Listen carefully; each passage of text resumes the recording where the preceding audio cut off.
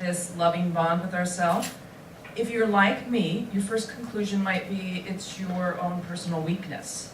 But actually, the biggest barriers come from deep cultural programming that prevents us from naturally connecting to ourselves in a deep and positive way. So what do I mean about this cultural programming? Well, for women, for thousands of years, our value has been seen as caretakers.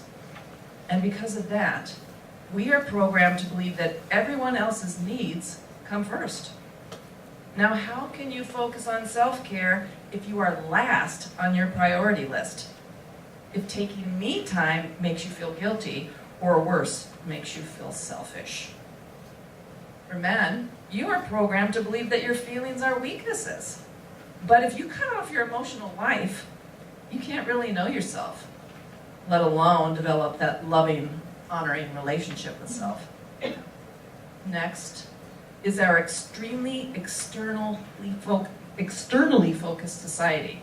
We are overstimulated, overcommitted, and constantly on the go. Our society does not value the importance of quiet time, of meditation, and inner reflection. Our unique genius. Second, develop affirming self-talk. We all have that critical voice inside.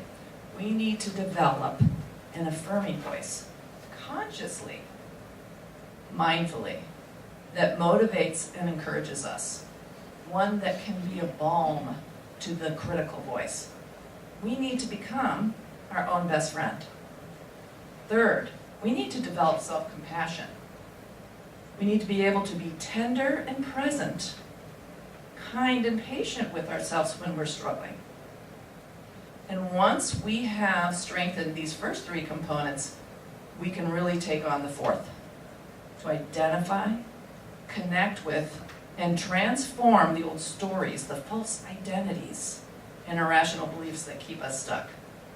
We all have these old stories, and they have usually been present since we were children. Through compassionate connection to these old patterns, and with knowledge of our strengths, meaning the deeper truth of who we truly are today, we can release and let go of those old stories and make huge shifts in the way we show up in our lives.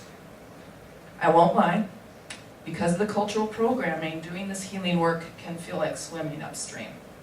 But with the right support, it's definitely possible, and I'm living proof.